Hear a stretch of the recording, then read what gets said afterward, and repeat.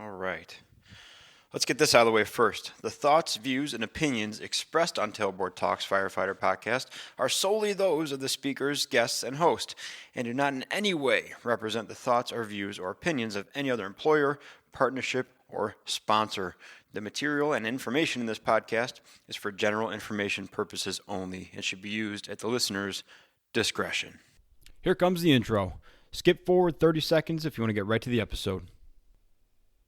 This is the Tailboard Talk Podcast, the best health, wellness, and lifestyle resource for the fire service.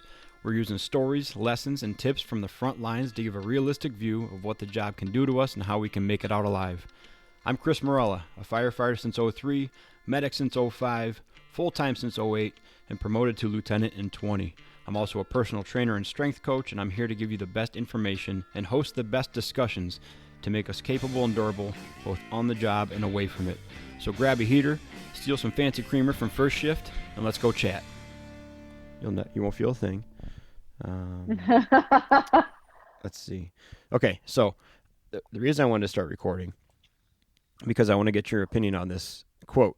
And you just talked about how when something happens and we don't address it, it takes on a mind of its own, right? And then it gets spun, and then it's like no one knows what actually happened, so it gets difficult. So I work with a guy, smart guy, terrible Chicago accent. I mean, just the worst you've ever heard.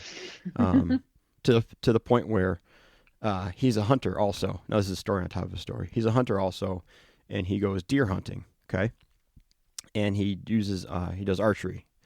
And so he was describing how sometimes the arrow can go so fast that you're going to shoot the deer, and it's going to basically go directly through the deer. And he was trying to say the arrow will hit both lungs. And because he talks with a terrible Chicago accent, he says, yeah, it's just going to hit boat lungs and go through it. And we're like, what? Like, we're talking about boats? So we just wrote him till present day about his boat having lungs and how you shoot an arrow through your boat lungs. Stupid story, right? Anyways, still a smart guy. So he has this saying that nature abhors a vacuum. And nature's first instinct to a vacuum is fill it with negative. And that translates well to humans, because as soon as we have a gap in that communication and there's a vacuum of knowledge, we more often than not fill it with something negative. And then that something negative turns into reality, and then the reality kind of takes a mind of its own. It's the first thing I thought of when you were saying about that gap in knowledge and information. Yeah, it's almost like if you look around at our media, and I'm talking all forms, reality TV, The best.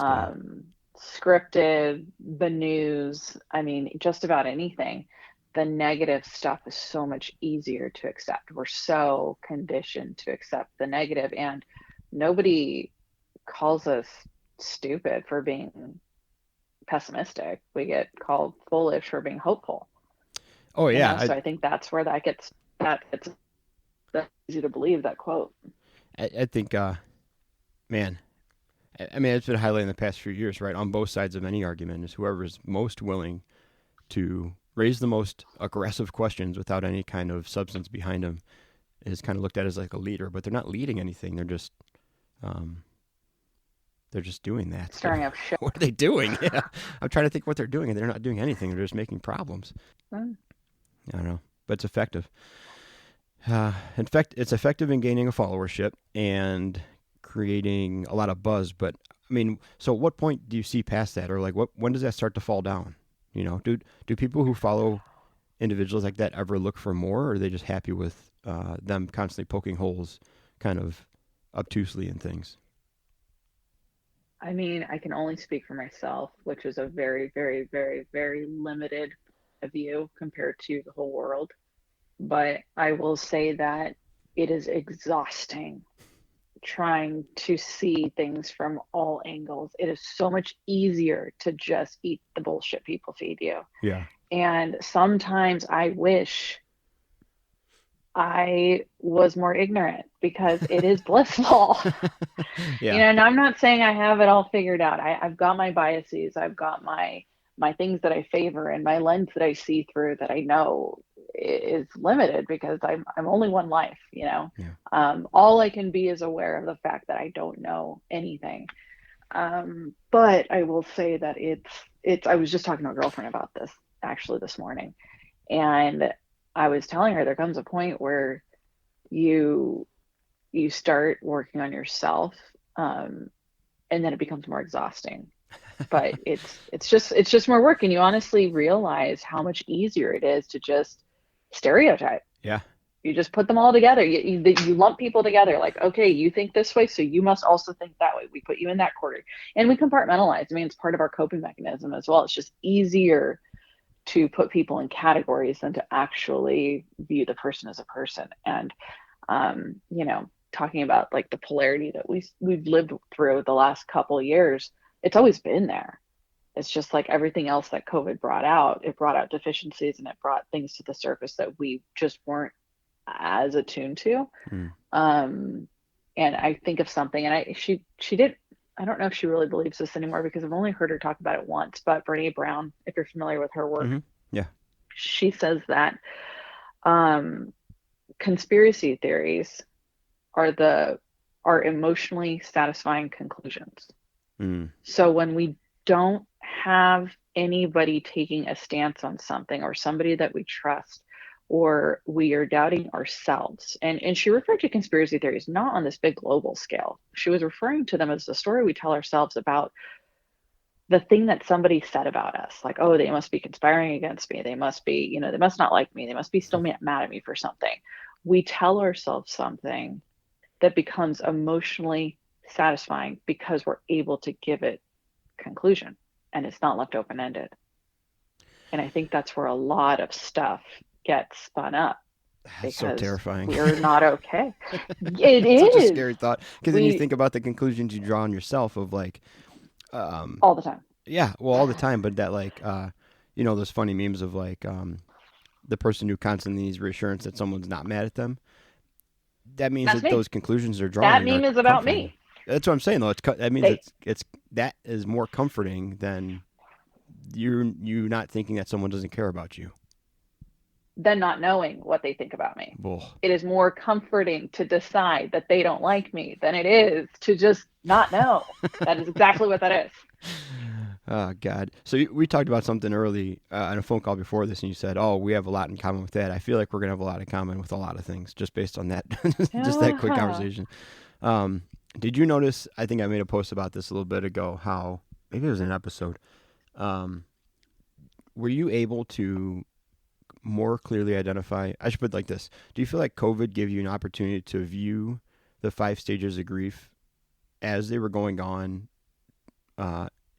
Like in a way you haven't had before with people. Like you could see their anger, or you could see their bargaining, or you could see their not necessarily their depression, but very rarely the acceptance with it. But with each attitude or each action you saw that was polarizing or outspoken or in the media, you're like, oh, that seems like it fits into this category of Dabda. Like, did you notice that, or am I just kind of reading too far into things?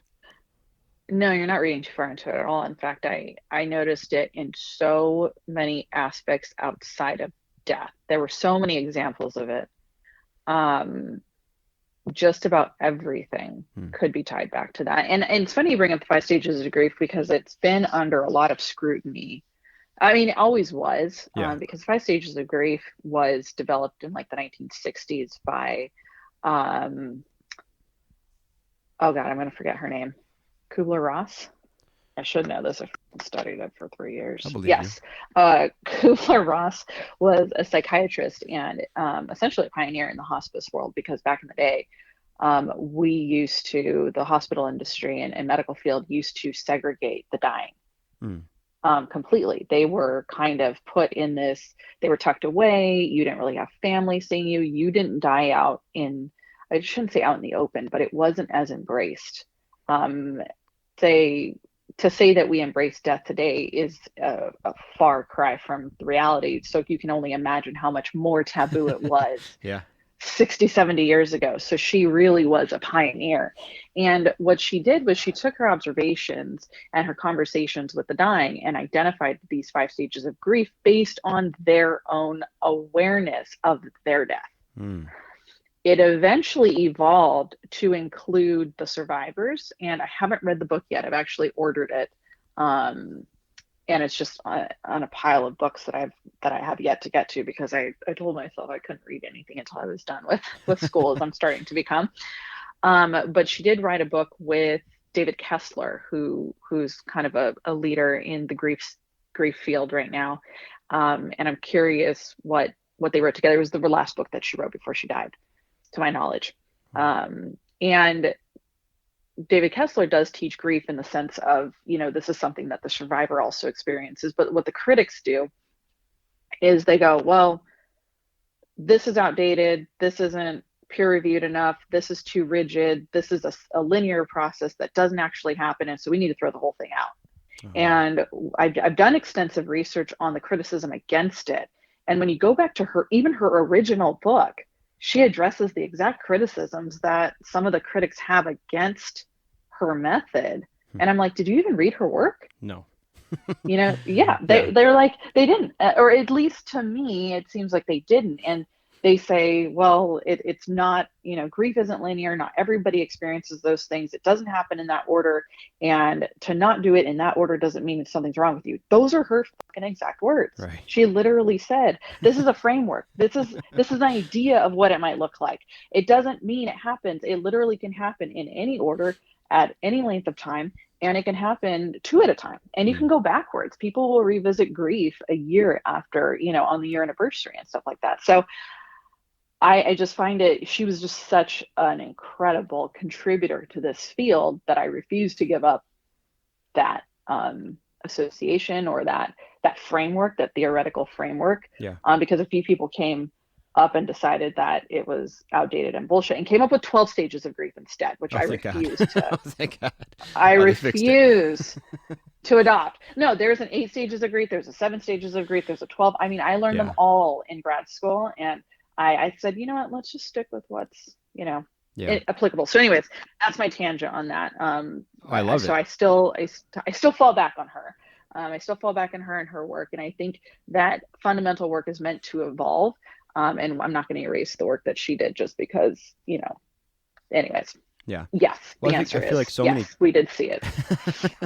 I think that's a common thread in any industry or anything where the reductionist approach is so frightening, because there's a lot of times where you don't want to admit that that's what is really going on. Like that larger, more inclusive phrase is scary because you don't want to be lumped into that. So you start creating words that maybe it's not fear. Maybe it's something else closely similar to fear, but fear, I don't like thinking I do things out of fear. So I'm just going to go say I do it out of apprehension.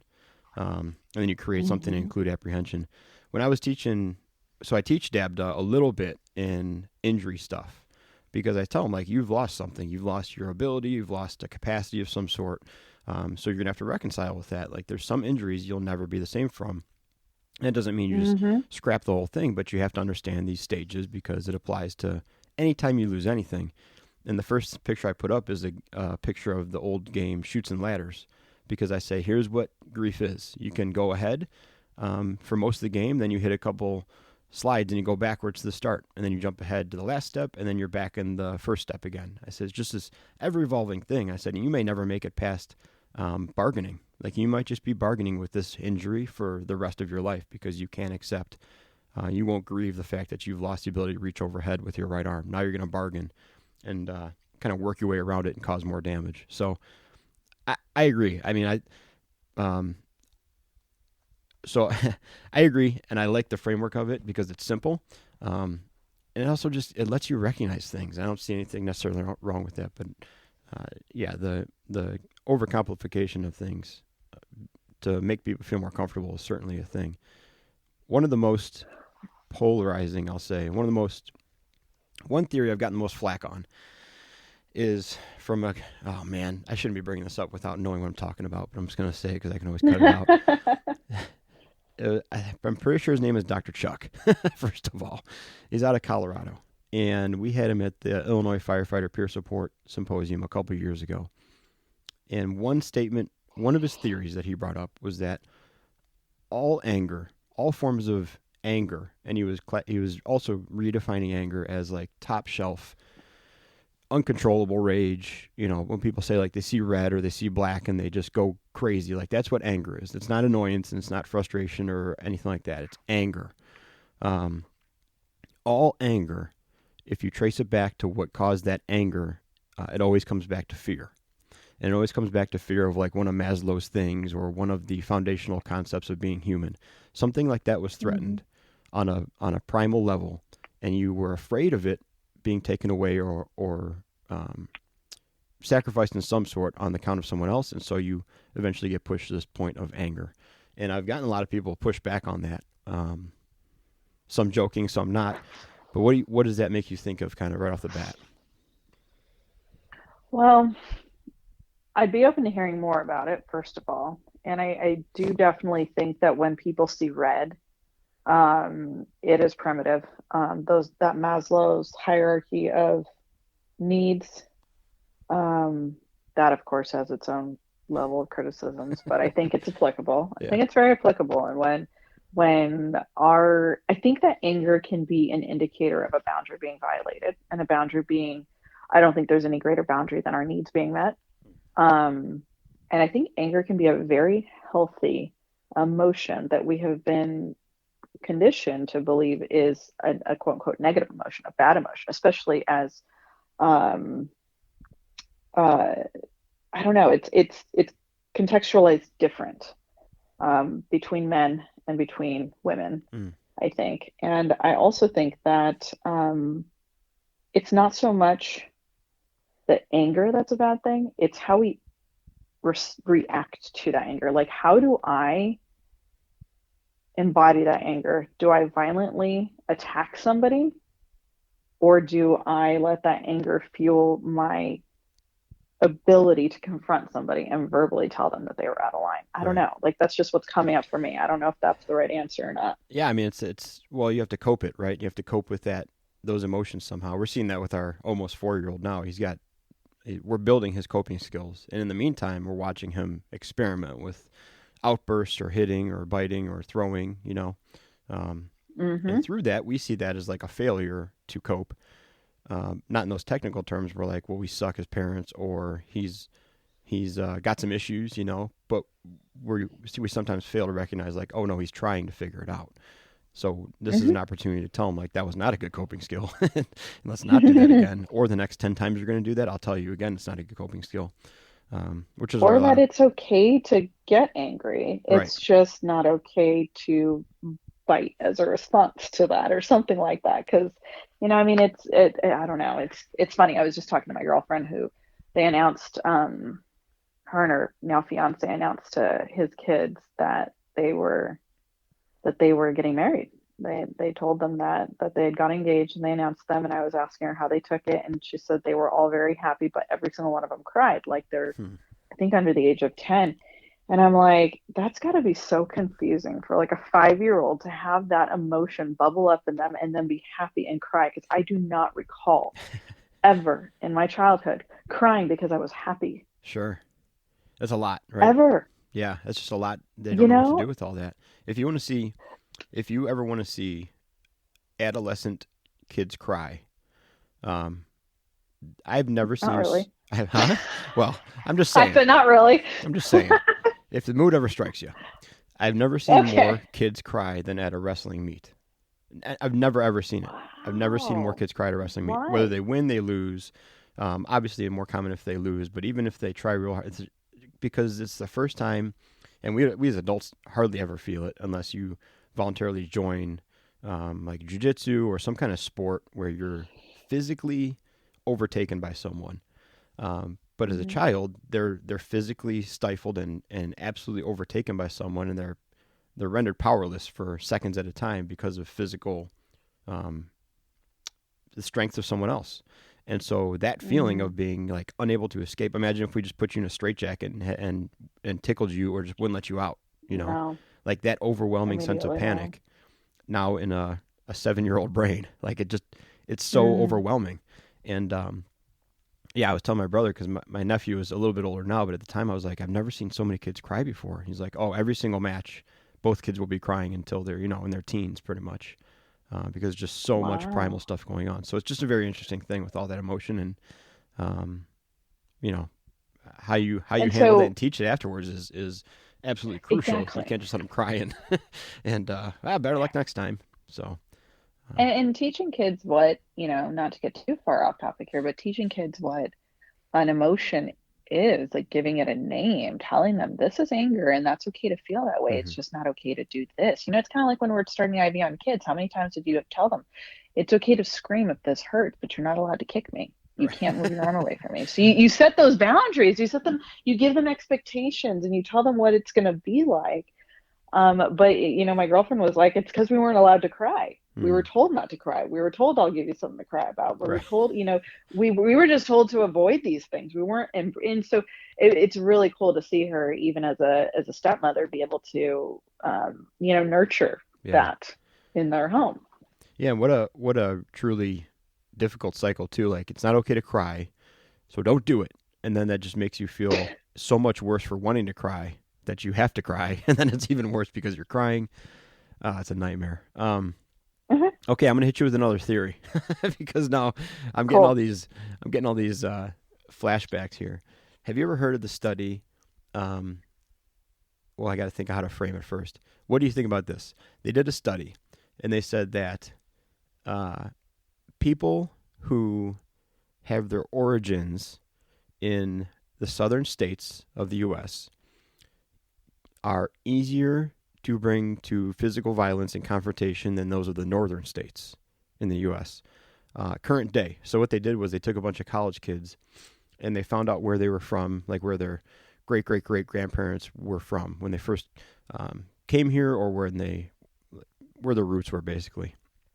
Uh, then they insulted them, so they just kept hurling insults at them over and over and over again until they either got no effect or the college kid wanted to confront them and like act out against them.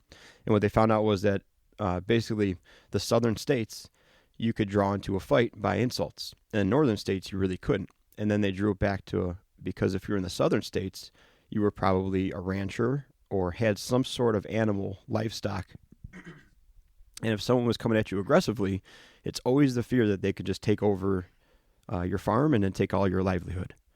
If you're in the northern states, you have a farm, but you're usually growing crops, and no one's going to come in and take all your crops from you in the middle of the night. So you can come at someone in the northern states aggressively, and you're really not threatening anything that they need for their livelihood.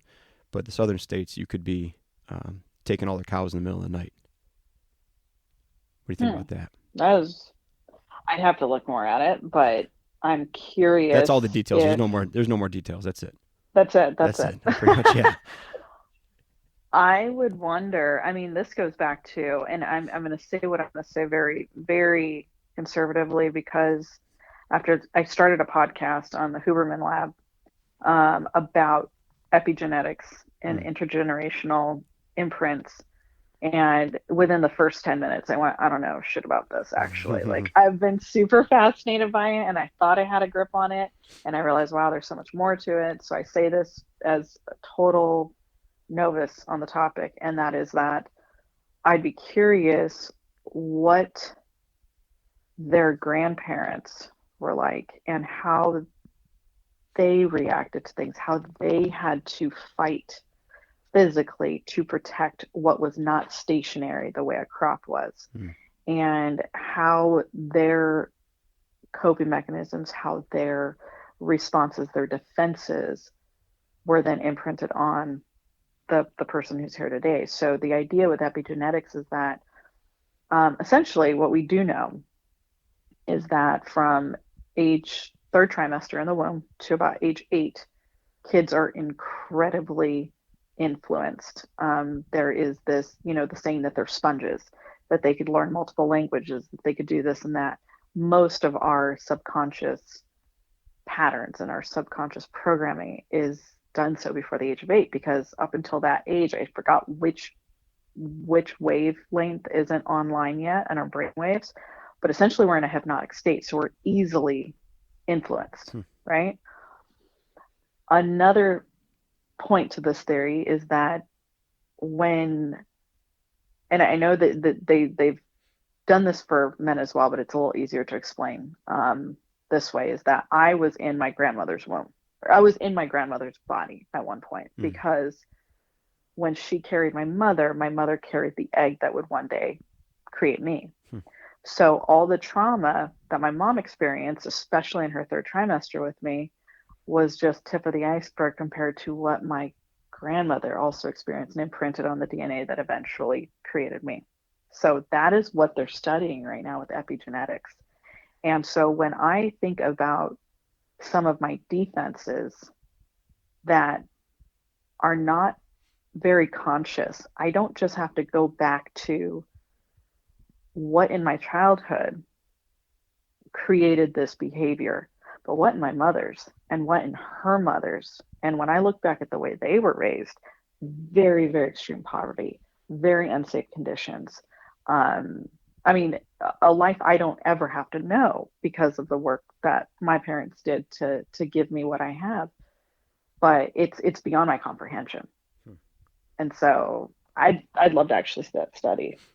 That Well, sounds really interesting. if nothing else, you're building a fantastic case for ignorance, because this is the most interesting and also the most terrifying talk I've had with someone in a long time. Yeah, because I All think can be healed. Let me tell you that. Let me stop that right there. All can be resolved as an adult. And this is where I have a real hard time with the idea of healing the quote unquote inner child. I fucking hate that saying, but it's so true. It can be done. Okay. It can be done. It has to be done with a lot of work with the subconscious. And that part isn't as easy to get to.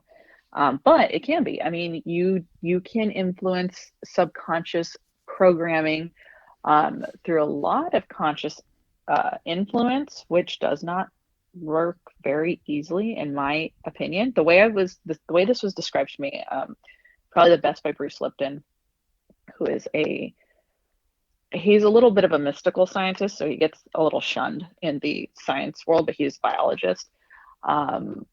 Who essentially is a big believer in the epigenetics field. So he has this one book where he says that so let's say you want to quit smoking, and you're like, all right, dumbass, like smoking leads to coronary artery disease. It's a nasty habit. My wife hates it. It's a bad influence on my kids. Like, I just want to stop. And you keep smoking, and you keep, failing. You keep trying to quit cold turkey, and you keep failing, and you quit, whatever. He says that if our habit with smoking is due to a subconscious process to make a decision, a New Year's resolution, a goal, a promise consciously, is like yelling at a machine. Like, what are those? Why am I blanking on what these are? Zamboni. Do you remember when we had, no, remember when we had, this is so pathetic right now that I'm blanking. When we had phones that had voice messages, look at those answering machines. Oh my God, we had answering machines. You're so old. So I promise I did not I grew up with these things, okay? So we had answering machines, and you'd have an outgoing message. What would you have to do to record that outgoing message? You had to find the record button. So he says that to yell consciously at our subconscious is like yelling at an answering machine and expecting it to change the outgoing message. He says you have to find the record button. I like it. So we find the record button, and so you replace smoking with anything. Yeah. Drug addiction. Yeah. It's a great one. That is a good one. A lot. I mean, anything you could think of. And so the misconception too, and I think where these ideas get shot down is they go, oh, well, that's just an excuse for saying that isn't your fault. And it's like, I believe that I'm of the belief, especially as I've come through this field and worked in the medical industry and then studied mental health and psychology, is that these pathological behaviors, these self-destructive behaviors, are not our fault, but they are our responsibility. I mean, and that's the difference. Yeah, that's what Robin Williams told Matt Damon. So Good Will Hunting. Yeah. Yeah. One of the best movies out there. So here's the thing. We've been talking for 28 minutes. And I think people will be like, this is really cool. Who is this person who we're talking to? 'Cause I don't think I'm going to come much out of it. Usually that little intro talk is like 3, 4, 5 minutes long, and we talk about coffee or something like that, and then it's like, oh, okay, tell me about you Mm-hmm. and what you're doing. That was 28 minutes already of theories I have no business Nice. talking about, and you justifying them for me and making me feel like I'm contributing to this. Well, let me interrupt this. You said theories. That is exactly what they are. They're theories. They're meant to be explored, questioned, entertained. But as long as we just remember, they're evolving theories. Like they're gonna change, and that's the hardest part is to keep our minds open to when they do. Yeah. That's all. As long as we're just sticking to the 5 stages of grief, I'm down. Um, Yeah. so let's do this because I want to get back into it immediately. But distill down your path to what you're doing, the schooling you just are finishing, and what we're going to talk about, the death communication. Let's make it a quick thing so we can get back into the gabbing. So who are you? Okay. Who are Well, you? I'm Alex. Hi. My name is Alex. You and I met on Instagram. Yeah. I am a licensed paramedic. I've been in the field of EMS since 2003. My whole adult life, basically right out of high school. 18 years old, became an EMT and worked in the field till about, it's either 2016 or 17. It gets murky. I had severe back injury. So when you were talking the analogy about a back injury, how you can heal, but you'll never, you'll always live with this kind of thing, and the grief that came along with injury, I 110% or 100% relate to that. Couldn't walk, couldn't take care of myself, couldn't drive myself anywhere, couldn't shower. Basically had to pick between shaving the right leg or the left leg because I only had enough stamina to stand for so long. Was a very humbling and traumatic experience, but that was really the path that was kind of the rupture that led me to the path I'm on now. So it took me a couple of years to be cleared back to full duty, and by then I had already kind of taken a different career path. I was working as the EMS coordinator for a very large fire department. I was already teaching paramedics EMTs, and I just continued doing that more. And when I decided to leave my role, my position as a desk jockey, I was like, I'm done working in an office. I need out of here. I need back in the field. Doctor said, fine, you can go back. This was late 2019. And essentially, I applied everywhere. And then the pandemic happened and nobody was hiring because where I lived, it was like ghost town. I mean, there was nobody calling 911. The hospitals weren't inundated. I mean, there were places that were. Trust me, there were definitely places that were in our country, but where I lived was not one of them. So I didn't have a national registry by then either, so I couldn't take any of the contract positions that were going elsewhere. And I tried really hard, and then I finally had to realize, okay, maybe I'm being met with this barrier for a reason. And so I fell back more into teaching. By then I was already in my PhD program. So when I got injured, I had finished my my bachelor's. I had started my master's. And then once I finished my master's, I was like, well, fuck it at this point. Let me just get my PhD. So I got my PhD in psychology. And yeah, I decided to launch my business in January of 2020. I decided I was going to create a course on death notifications. Started producing that in March, like literally 2 days before everything shut down where I lived. And then took about a year to get it up and running. And then I've been doing that since. I had kind of put my curriculum development and my CE education programs on hold after I got that course up and running because I really had to refocus my attention to school. And now you are catching me at the tail end where I'm about to publish my research, defend my dissertation, become a PhD, and do God knows what with my life afterwards. I'm sure just go back to school for something else. It seems to be what you smart people do, God, just no. keep going to school. Absolutely not. I have been in school for 13 years. I am done. I think I finally got an idea of what I want to do. I don't know. Okay. I don't even know why I did it, but here we are. Can't help yourself. So tell me so what drove you to do the death notification? What was so important about that, or what happened that was like, oh, this is going to be my thing? Because you're in it, and it's a pillar of what you study and well, first of all, what are you getting what's your thesis about, or what are you defending soon? Ironically, it's about psychedelic therapy. Oh. So it has nothing to do. So it's funny. My degree, the program I'm in is depth psychology, and more often than not, people think that I misspelled death, and they like autocorrect it like to death psychology, and I'm like, no, it's depth. It's depth. It's a lot of subconscious work, a lot of unconscious. Subconscious, unconscious get kind of used interchangeably, because if you say unconscious in the medical field, it has a different connotation than in psychology. So I Yes. try to use subconscious instead. But my dissertation was on ketamine assisted psychotherapy for firefighters with PTSD. That's right. I think I And tried to send you someone. I think. Wait, it was a while ago. Maybe I did. Maybe I sent it to him. oh yeah, because I was I chose to stay in the state of California. Okay. My dissertation started off as one thing and ended up with another. So unfortunately, I was not allowed to find a bunch of firefighters to give ketamine to. My school said no. Right. I had plenty of willing participants. I'm sure. Yeah. There's ethical things with that too, because PTSD diagnosis and the things that come with that, the implications of that are not light, and so obviously I respected that. Yeah. But then I wanted to find firefighters who had already done ketamine to interview about it, and could not find that. There were also limitations on, I could not go find it. They had to find me, which is a little challenging in itself. Yeah. Then I finally said, fuck it, we're running out of time. It was like almost December, and I said, I have every intention of finishing this.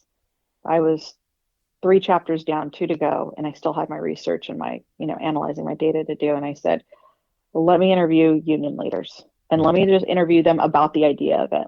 At this point, I'm not going to change the world with this. Let me just do what I need to do to get this done. Sure. And I talked to my team, and they said, okay, like they gave me limitations. I couldn't find union leaders from the 2 counties I still work in California.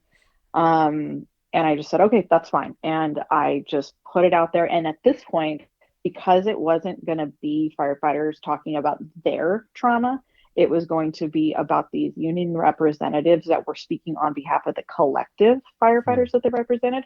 I could find them. So I was allowed to reach out on LinkedIn. I was allowed to go to their union pages and email them directly. And I mean, I sent out like 60 invites, and I got my 8. I got 8 people. Wow.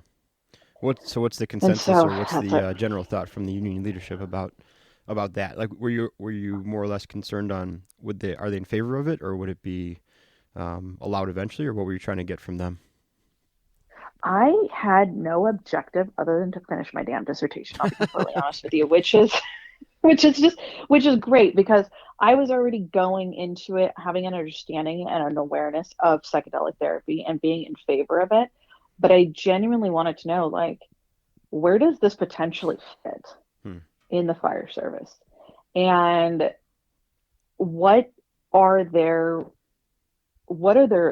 perspectives of it as it stands? And what I found was a couple of things were, number one, most of them had no idea it existed. Most of them did not know that ketamine was being utilized in this way. They didn't know that it was legal, or they had heard about it but didn't really know much about it. Only like one of them flat out said, yeah, I know it's being used for this. Like, didn't know it was being used for pain control in the pre-hospital setting, because they didn't, where he worked, they didn't have it. Okay.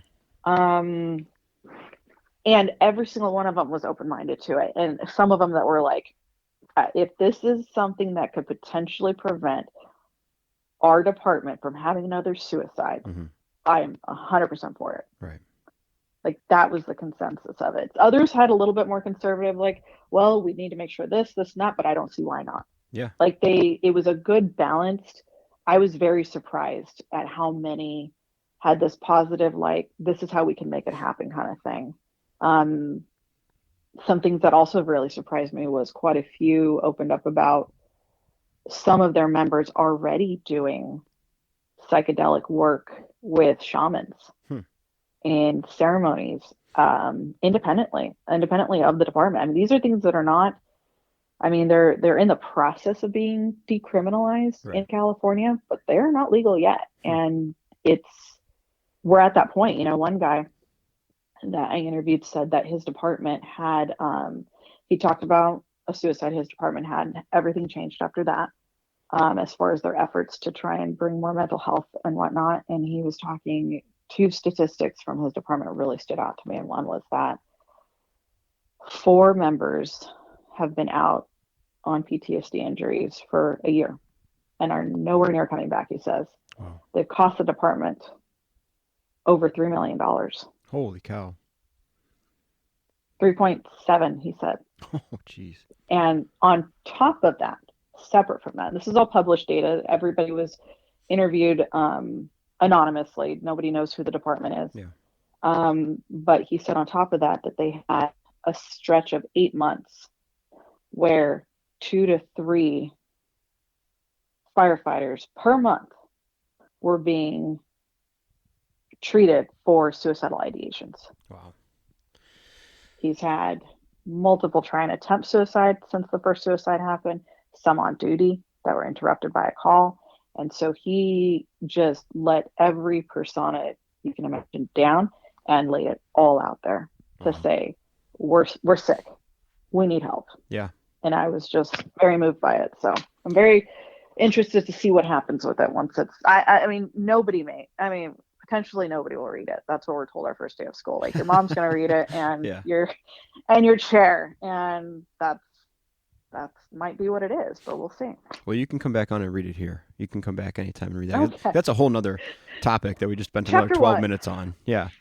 That we still haven't gotten to the point where I wanted you on it originally. We will get to it. Okay. Tell me about the death notification.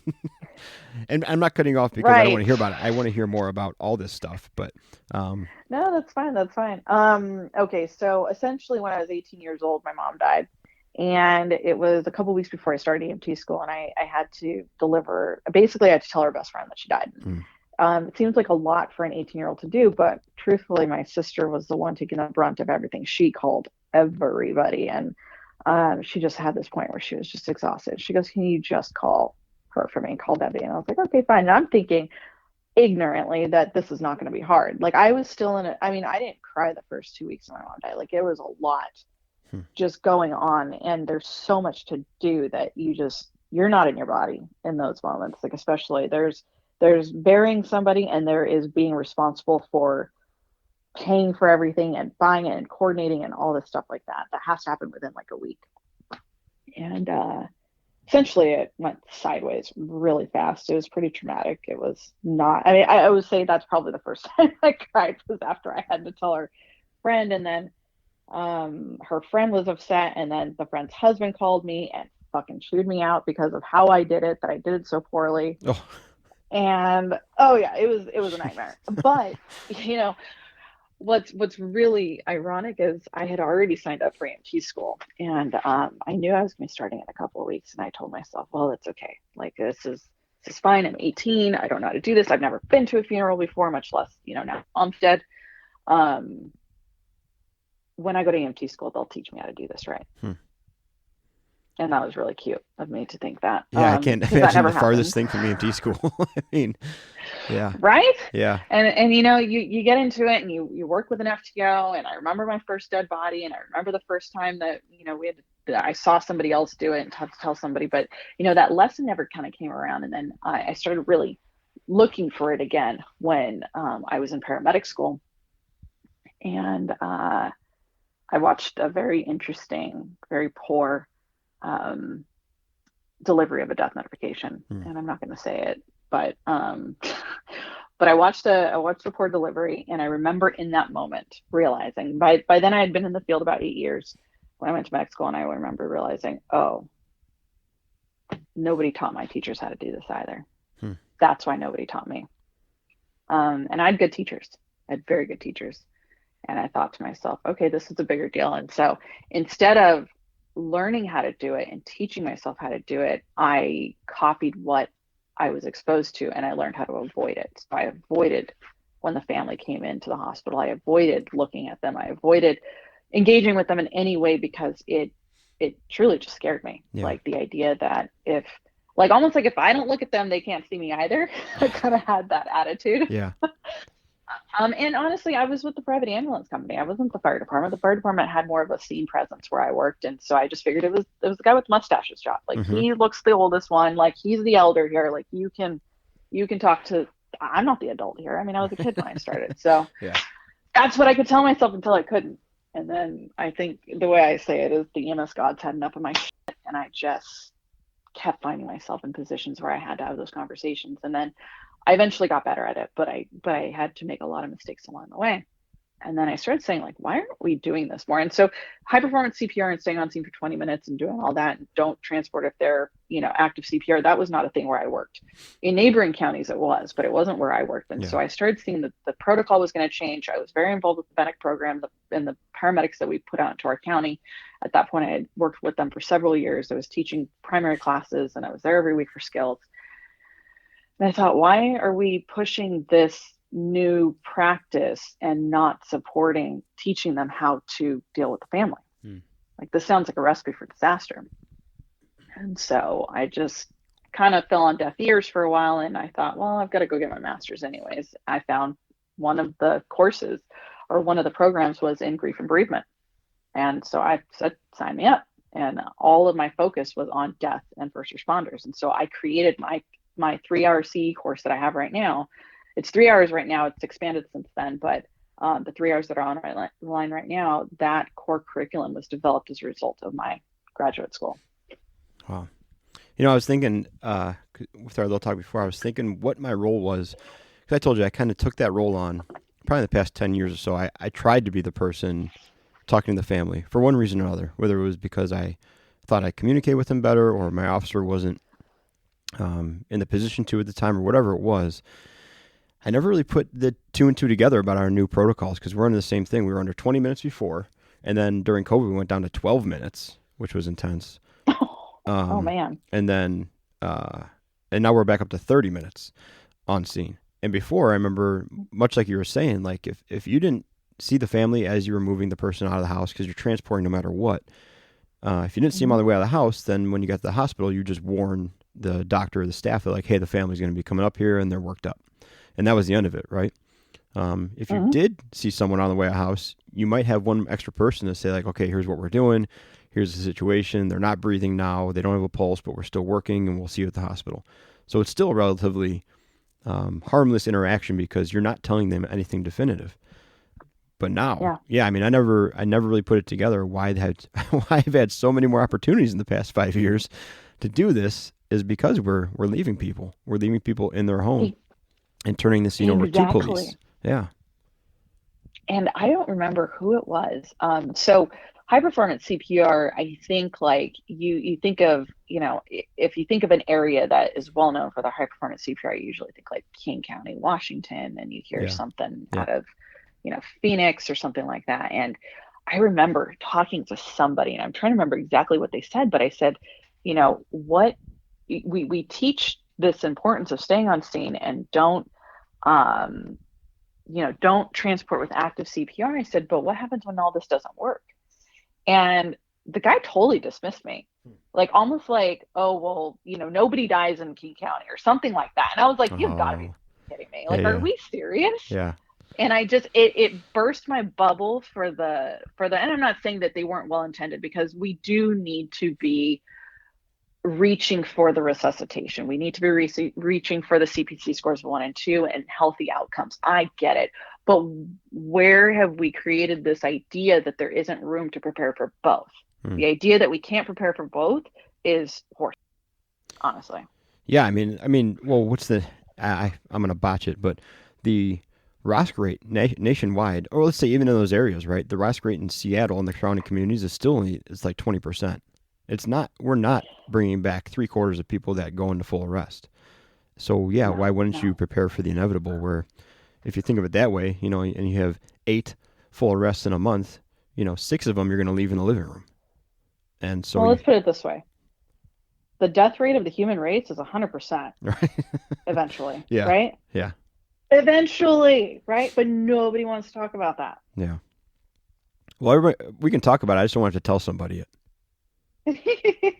No, you're right. Yeah, that makes sense. Yeah. But you're right. I'm so glad you got the right statistics, because a lot of people, and I'm not dogging them, I mean, it's a great system. I have a lot of admiration for the stuff that they do, especially the way that they utilize BLS units, what I've seen anyways on the outside looking in. It's very admirable. But when you break down the rates that make the headlines in our industry, it's patients that were in VFib or VTAC upon arrival, had bystander CPR, had a AED between, whatever, and it was a witness arrest. Mm. It's like, let's talk about all the people then. Like, you were missing an entire demographic that still requires some sort of emotional response, some sort of they call it psychological first aid sometimes is the word, or just some sort of compassionate addressing them. And when we fail to prepare the provider who is going to directly interact with them, we lead them feeling inadequate, incompetent, second guessing themselves, and it leads to avoidant behavior instead. Well, that second guess themselves and a letdown is probably the biggest one. We can talk about this on here again too. Like we kind of got into it before. I remember very few patients in terms of full arrests or ROSC even. Very few. I remember several conversations I've had with family members. Like I remember sitting in this kitchen over here. I remember sitting in that living room over there. I remember being on this scene over here, like pretty clearly.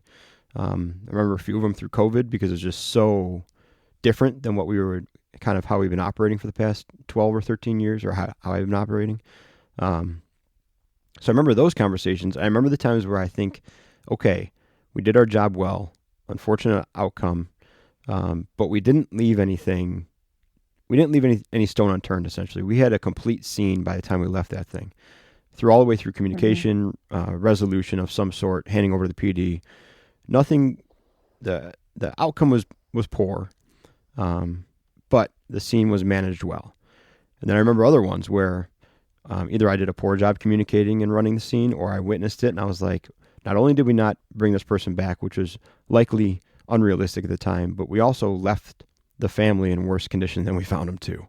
And that was what feels really bad. Like through our actions, we've proven we can't change the situation in terms of that person surviving.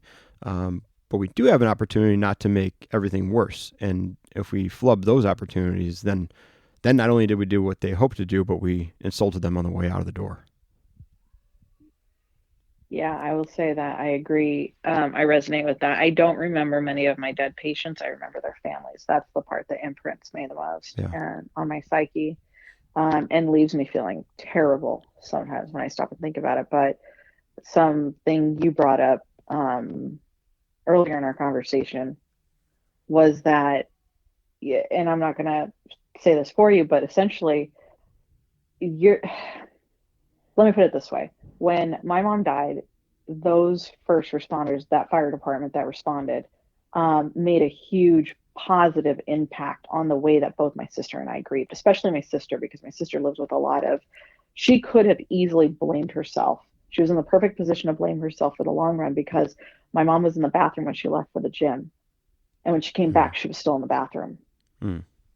So what do you think automatically she was 27, 28 at the time. What do you think she's automatically thinking to herself when she realizes that her mom's dead in the bathroom? Yeah. Is that she was dead when I left, or she needed help when I left. What if I had, just walked in there, or if I'd sit by, or all these things she could have said.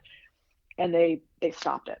Like they literally stopped her in her tracks and told her that it wouldn't have made a difference. Whether or not that was actually true, I don't know. Like, honestly, they didn't even know either, but they had the authority in that moment to reassure her that it wasn't her fault, because it wasn't.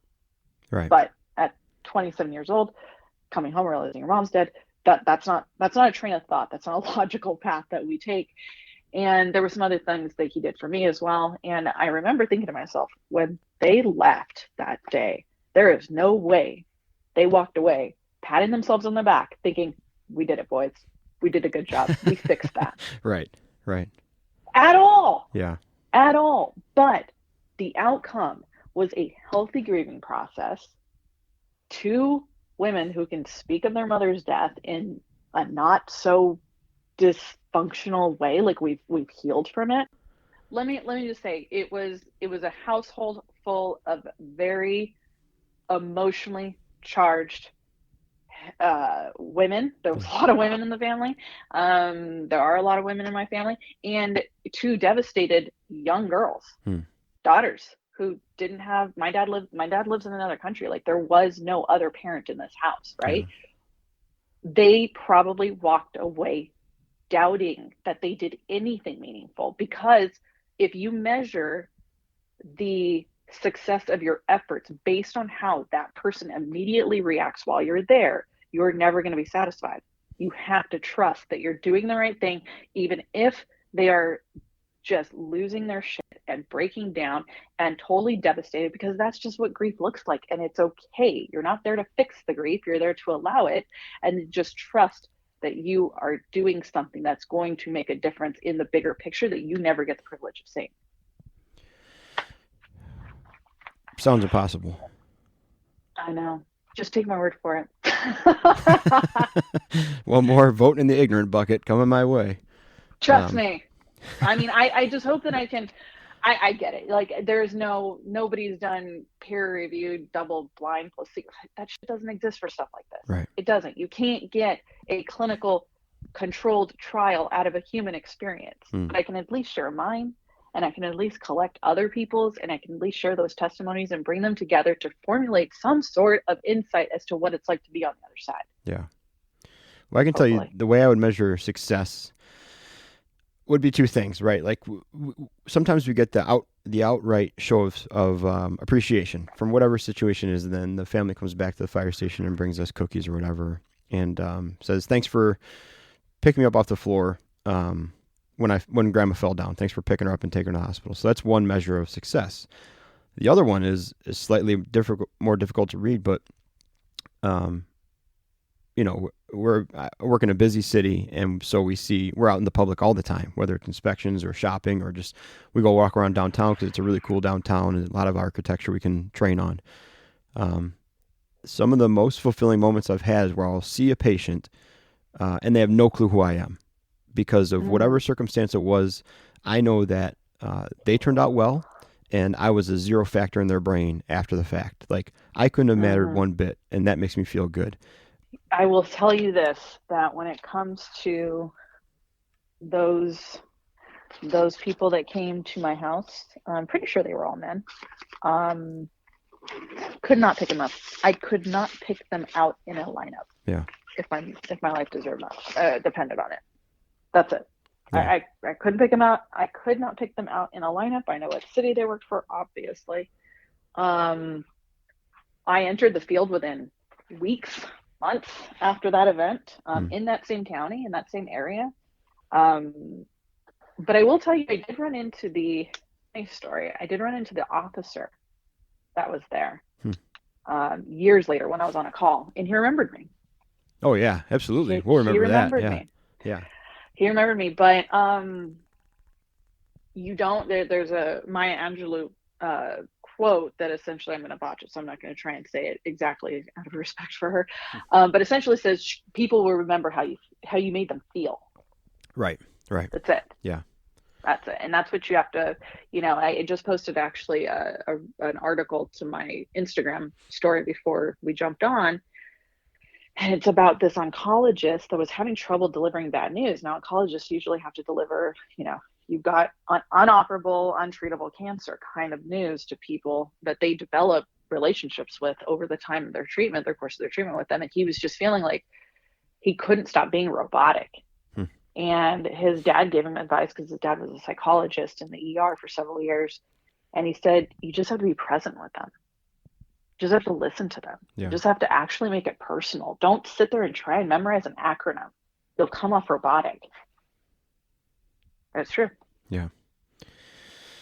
Well, thanks for telling that story about your the origin of all this. I mean, it's incredibly important. It doesn't just vouch to your credibility in the field, but from my side, as someone who's kind of actively giving out these communications, that was helpful for me also.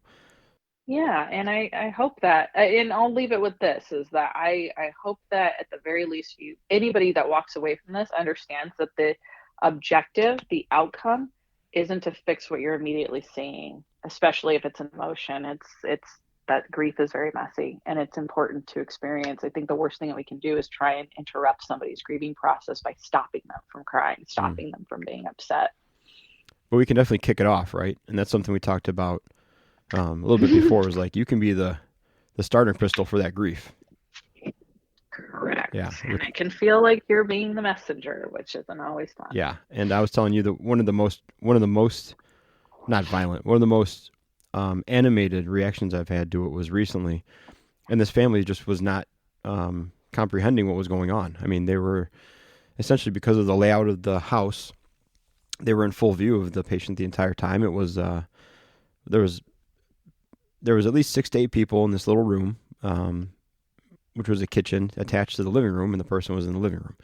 And you had like a couple there that was the aunt and uncle, a couple there that was the nephew, all kinds of family members, including the wife.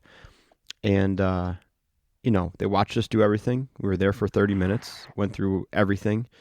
No change in the patient status from the get-go. And the whole time they were seeing this person not moving on the floor, and they were seeing all the things we were doing to them. And I was explaining it to them along the way. And every time I would give them an update of nothing's changed, we're still, we have this mechanical CPR device on them, which is making his heart beat because his is not. And we've inserted this tube in his mouth and throat to breathe for him because he's not breathing. They were very receptive to it, almost like, okay, cool, tell me when my brake job's going to be done on my car. Like, that was the level of thing that we were dealing with. And so we completed our protocol, no change, called for termination in the field, and turned off the what's it called? The Lucas. So we turned off the mechanical device, turned off the oxygen, started cleaning up, and so now the person's just laying there. And still they were kind of not clear on it. And so I had to go tell them very clearly, like, this person has died. We've called for a time of death from the hospital, and they've pronounced him dead, and we're going to be stopping our efforts. And as soon as I said dead, it was like everything hit them all at once. It was an explosion of the 8 to 10 people that were in there, to the point where myself and the police officer just stood there for 4 or 5 minutes and just stood there as someone to yell at and to cry at for a little bit, and just kind of stood there. And one person would come over and, are you sure he's dead? I'm like, yes, he is. And they go back to the group and they would start again. And then another person would come over, like, and just say, like, he's gone. That's it. And I'm like, that's it. He's not coming back. He's dead. And he would go back to the group and it would start again. And that happened probably 4 or 5 times. And then the first wave passed, and then I explained to him that they were going to be dealing with the cops, and the cops will answer all your questions, and the fire department's leaving. And I got a couple handshakes on the way out the door. People stopped and said thanks, but we're still actively kind of in that moment, and then you got to go. And so when I got out to the engine, one of the guys was like, "What did you say to them?" And I was like, I had to tell them that this person died. Like, they just weren't picking up on it. And I said, but I follow this woman on Instagram, and she has this death notification course. And one thing she says is, like, the more clear you are with your communication, the less room you leave for interpretation or guessing, the better it is. Like, the grieving process will start immediately. Just be clear and be concise, and make it understandable.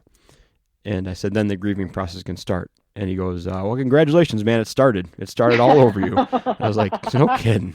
And so it was one of those things, but I was like, it was just one of those instances where I was extremely grateful I was exposed to your content, because I had that in the back of my head of, like, well, we got to go to the big guns. Like, we got to go all the way to the most plain language you can think of to get this message across and get this going.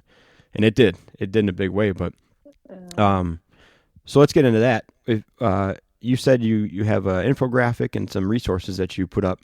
So I'd love to leave people with just the framework, just the idea of what you would suggest when it comes to this stuff. And then they can and should obviously pursue it further to get the 3-hour course. But where can we start? Yeah.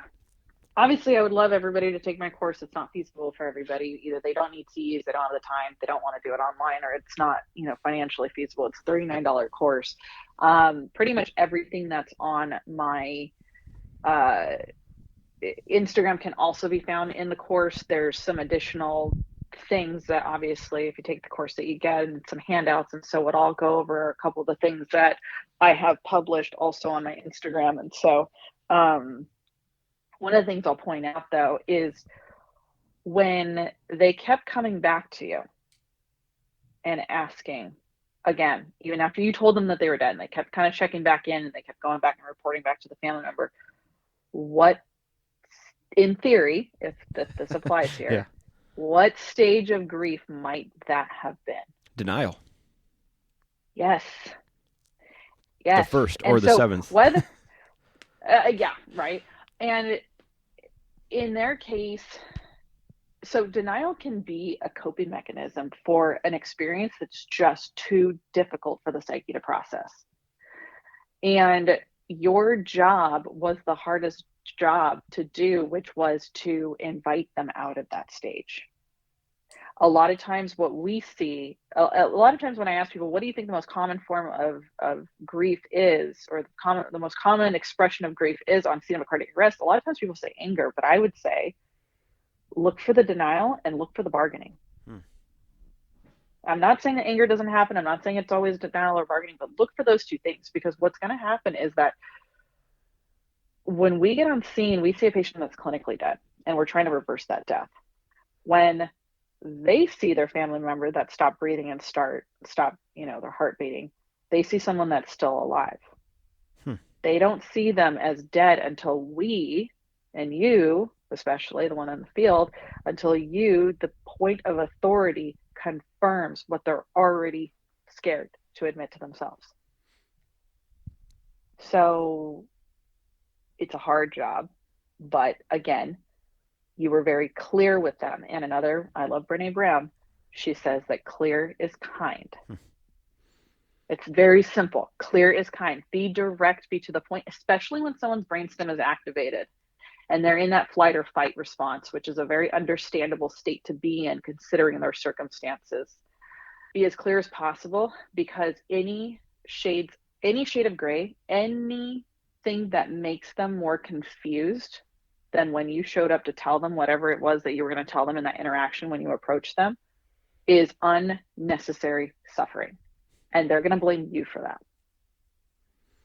Man, I wonder how many people are thinking back now of how they've done these things and the Oh specific my words God. that they use, and like Myself included. yeah, just wincing. Like so and I think you from the materials I've seen from you, you go into that, right? Of like, instead of saying they're in a better place or they've moved on, or something like that, right? Those are pretty much ways that make it easier for me to tell someone that someone's died. Like those are softer words for me to say. So I'd rather say those because it doesn't make me feel as bad, but they're not doing the receiver any favors.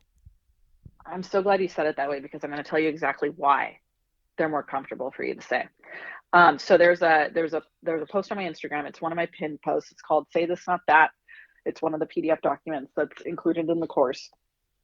And I published this one because it was pretty popular, and I really liked being able to explain this one to people. It's such a useful reference. Now, empathy drives connection. Sympathy drives some disconnection. We tend to use those terms interchangeably, even though they are very different. And to be sympathetic is not a bad thing, but there is a way that we can do things better. And so that's why, when looking at this, if you're looking at this thing while you're reading this, just go pull it up so it's a little easier to follow along. But the sentiments and the statements on the right, they're not the worst thing you can say to somebody. I have said them before. Don't cringe that you said them. They come very naturally to us for this one reason, and I'll tell you why. When we went through grief, when we went through loss for our own personal experience, everyone's been through it in one way or another. But think back to a time maybe that somebody died. When we reach the acceptance stage, a lot of times the things that are listed on the right are the things we said to ourselves that brought us comfort. We told ourselves, it's okay. You're going to be okay. We told ourselves they're in a better place.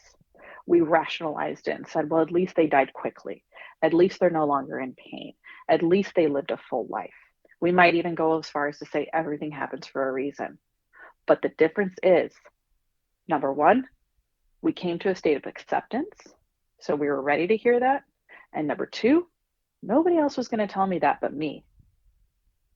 Right? Nobody else was going to be able to tell me, you're going to be okay. Oh, am I?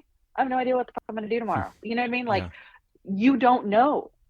Nobody else on the outside looking in was going to feed that to me. But at the time, when I reached that place of acceptance, for me, my mom had cancer most of my life.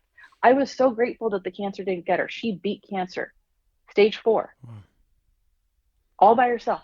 Well, not all by herself. She had some medical intervention, but she did it very holistically. And she was very stubborn, and she went against what a lot of people wanted her to do, including our family, and a lot of pressure. But she did it. And I was so grateful. She did not die of cancer. She died of a heart attack. But nonetheless, to me, I found a silver lining in that.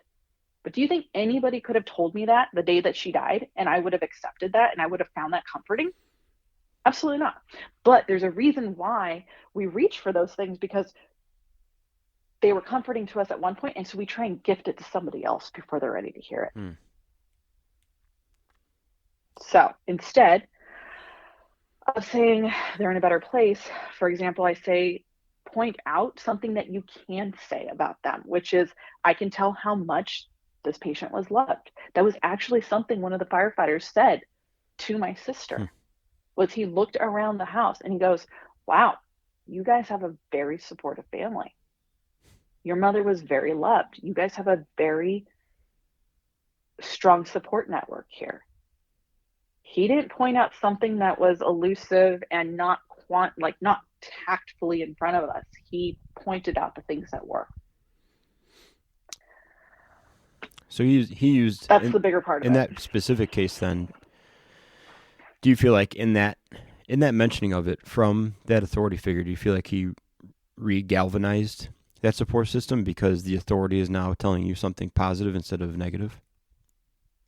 He was more so able to communicate empathetically. And I don't know if that came with wisdom and time. And I mean, I just remember he had gray hair and mustache, so he must have been closer to retirement. He wasn't the rookie, let me tell you that. Yeah. But I will say, in that moment, he didn't try to silver line something that really fucking sucked. Right? He just pointed out what was irrefutable, even in our emotional state, was that we had a really strong family, and they showed up. I mean, they were there probably faster than them. Sure. Honestly. And another example is instead. So a lot of times we say at least, and we say this to people in our personal lives a lot as well. And so any statement, any response that you think is going to be supportive, if it starts with the words at least, I just want you to hesitate. I say this all the time. All the time. All the time. Oh my God. Most of it, I will say that 50% of it's probably ironic, and I'm driving the point home of how bad something is. The other 50% is probably in earnest, and I'm just trying to be soft about appealing to someone that I want to shed a little bright side on something, but I want to be soft about it. Instead, we could say, I wish there was more I could do or say to make it better. Sitting in that place of, I can't fix this, is very challenging for first responders to do, especially the alphas, the ones who get in there and something's broken, they fix it. You're being asked to stand down and do nothing and to admit that you can't do anything about this, but that's not a failure on your part. It just simply is what is. And so instead, just admitting, I wish I knew what to say. That's okay. That's honest. If we say at least, we're trying to talk them out of their grief. And a lot of times we will say at least when we're the ones that are uncomfortable with what they're experiencing. Yeah. Right? Yeah. So just to kind of run through this, instead of saying be strong, tell them that they can cry as much as they need. Again, you're allowing for that grief to occur, however that might look. Telling them, I can't imagine how you must feel, and saying, I understand how you must feel. I ran on a couple of cancer patients. Cancer patients were always my thing. That I definitely, my own personal experience with it made me treat them a little differently, in the sense that I went a little bit more above and beyond. Maybe because I felt more comfortable and confident with what they needed. And just knowing the things that they probably weren't asking for, but that I could identify it. I could see it before they asked, right? And it would have been so easy when seeing a young girl that was my age taking care of a mother that had cancer. It would have been so easy for me to say, I understand how you feel because I've been through that. but I don't. Hmm. No, like you have to let someone's grief be their own unique experience and not try and interject yourself. You utilize the experience that you have to connect with them silently, to Wow. know that you can confidently show up. You don't have to announce it to them. And then there's times where saying me too is very powerful. I'd say in these acute circumstances and these short periods that we have with them are not it. So it's okay to acknowledge that their grief is unique and that we are separate from it. By acknowledging that, it can be very powerful, very Hmm. comforting. That sounds The other so thing, hard to yeah. do Oh because yeah. everything we do on the fire department is like there's such pride in knowing how to fix a broken pipe because you saw it 2 buildings ago, or like how Hmm. to reset an alarm panel, or how to attack a basement fire because you're like, oh, I did this 10 years ago. I know how to do this one specifically, and that's like a point of pride, right? Of like I know how to do this, or I know the situation because I did it before. And so Hmm. to have that be the wrong thing to do in the most crucial time it sounds so hard. And I don't want to say wrong thing because, like I said, the things on the right, they're not the worst thing you can say. I've heard way worse. Yeah, that's right. They're not the So worst things you could say. does this go back to like, and I believe in this too of, um, I started saying useful or not useful with a lot of stuff instead of good or bad because, like you said before, Hmm. anger isn't always bad. It's either useful or not. So I don't want to Hmm. detract from the current point, but yeah, I guess that's still a bad habit. Less That's useful habit. that's a good analogy. That's a good analogy. Instead of saying you're going to be okay, because again, we don't know their circumstances. We don't know if this person was the primary breadwinner, if they had their affairs in order, if they were in severe debt, if they were all these different things. We don't know all those things. It's expensive as shit to bury somebody, and most Hmm. people don't know that. Most people don't realize that until you've spent $10,000 on a casket, another $7,000 on a headstone, and like Wow. it's just ridiculous how expensive it is to bury people. It's like planning a wedding in a week. It's got all the same components. Sure. You need to find a church, you got to invite the people, you got to get the caterer, like all those things that add up, Yeah. right? Yeah. If Yeah. you don't have death insurance or life insurance, like my mom didn't, it's a swift kick in the ass. Wow. So, you can instead do something useful like ask them, who can I call to come be with you? Because one of the most exhausting things you have to do after living it is going off and telling somebody about it. And sometimes that's just not something we have the space to do in that very moment. So Hmm. them offering, who can I call for you, is a kind gesture. It may not always be accepted, but it's a very kind gesture to give. I already talked about the other two. And then the last one, a lot of times we sometimes say everything happens for a reason. Instead say you did everything right by starting CPR before we arrived. Yeah. And I emphasize this, that if you get on scene and you had some lay person intervention, I tell my students this all the time and my firefighters. I'm still an EMS coordinator, um, but for a much smaller department. I tell them, I don't care if that person was pumping on their stomach. You tell them that they did a good job. You Right. thank them for what they did, and you remind them that their efforts increase their chances of survival. It did not decrease, because they will live with that doubt. They will think that they did something wrong, because a lot of times in our grief, especially if it gets complicated, they will live with this idea that in order to, this goes back to these emotionally satisfying conclusions, they will try and find a way to blame themselves for the reason that this didn't work out ideally. And so you have that authority, you have that ability, and I don't want to say power in a negative way, or a limiting way I should say, but you do have that influence on somebody to tell them, you did an awesome job, thank you so much for helping us, because this does increase their chances. So everything that could have been done absolutely was done because you were here. Hmm. It's such powerful stuff because it's not even their job to care about that person. Mm-mm. Um, and we show up and it is our job to care, and we don't succeed in a ROSC. That original person will blame themselves, even though the pros couldn't do it. When they have Yeah, no business even being involved in the situation.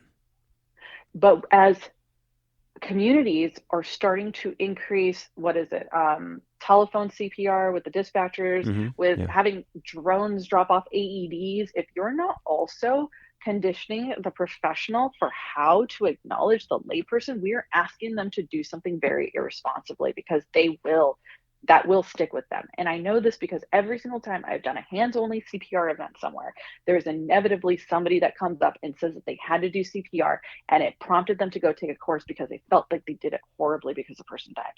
And I'm Mm. talking, I was very humbled by a high school event I did. and there were 14-year-olds that told me they did CPR on their siblings. Hmm. And I'm just like, are you kidding me? But this is a trend. And anybody who's heavily involved with those outreach programs that do this have noticed it as well. I don't have any quantifiable data to go off of it, but you know what? Those 5 people I can think of right now are enough to tell me that this is an important practice that the professional should keep in mind. That if you're not taught to look for those things, you're not going to see it. Well, it makes a lot of sense though, because how else are you supposed to measure success with CPR if you're a layperson?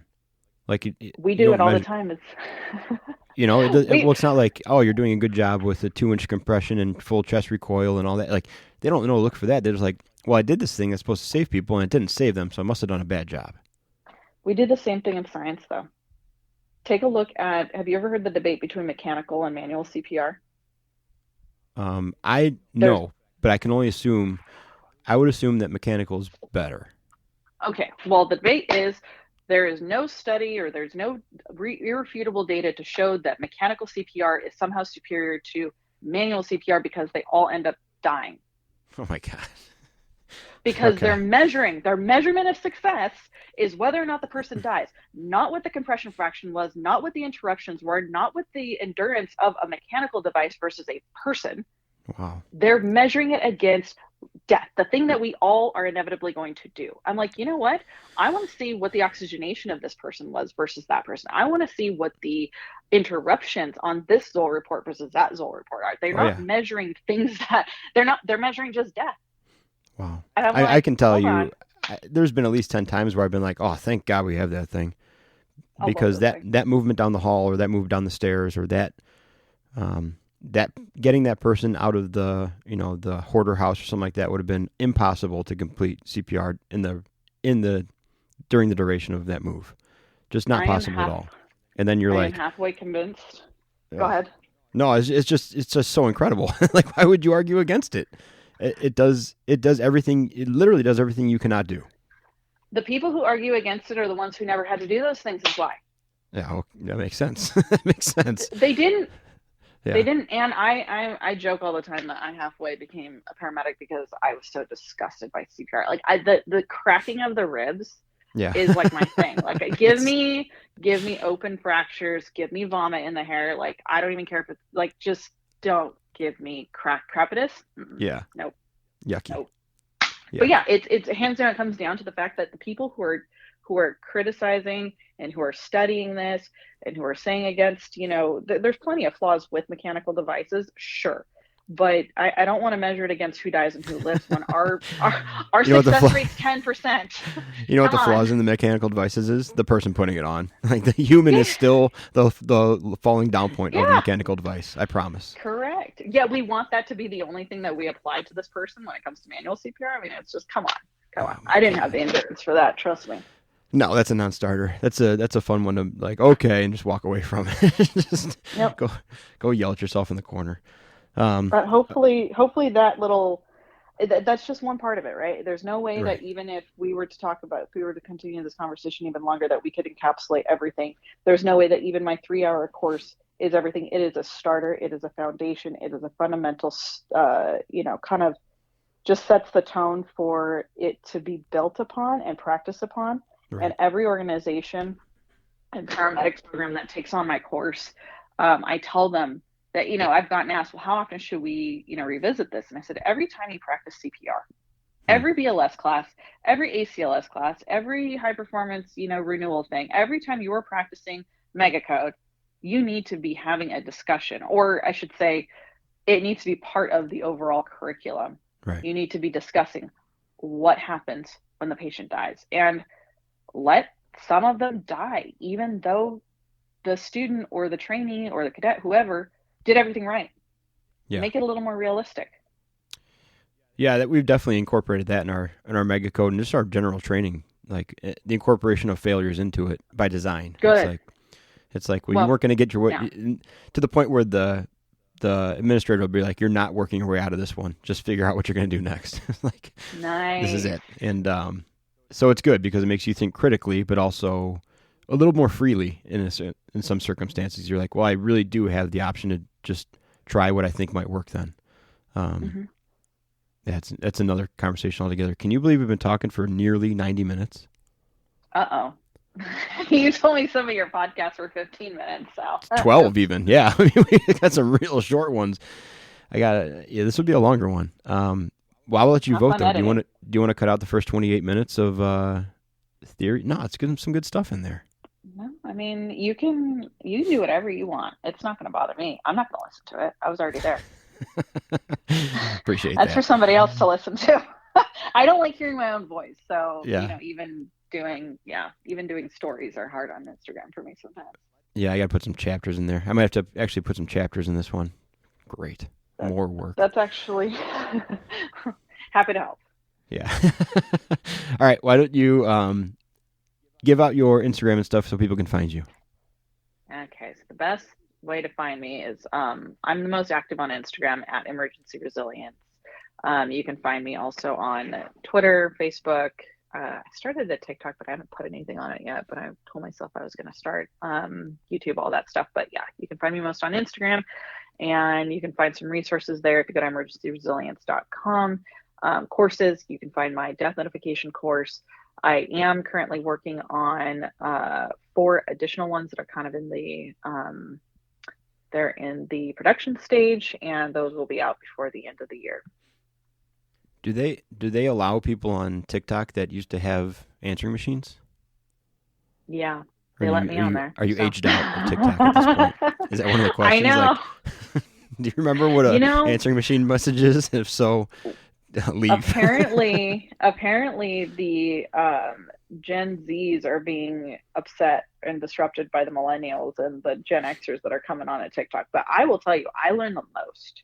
I learn the most fascinating things on TikTok over any other app. Yeah. I love it. I absolutely love it. I don't contribute on it. There's been a few like Firehouse meals that have come from TikTok, and I would give them 50-50 at this point. There's been some goofy ones, but I'll give it 50-50. But yeah, I just kind of imagine TikTok, like when you have to authenticate something, it's like pick out all the bridges in these pictures. They pick out the answering machine, and if you picked it, you're like, you're too old, get out of here. I can't believe fooled you. I had a flip phone until I was 26. Okay, I just want that to be very clear. I had I'm with you. Until I was 26. I get it, but it doesn't make it not funny. That's hilarious, true. Yeah. All right. Well, thank you for everything. So this has been. I want to have you back on and talk about your psychedelic treatment research stuff. That carries a common thread in here too, from a pretty early on episode with Ryan Maines, who does ketamine therapy now. Fantastic. So yeah, we can definitely talk about that. Anything else? No, that's all good. Thanks for having me. I had a good time. Yeah, very, very good. I'm surprised it went 90 minutes. I shouldn't be though, but it was good. I think this was like a time warp one. This is gonna be a big 90-minute episode, and people are gonna love it. Okay, well, awesome. I look forward to seeing it come out.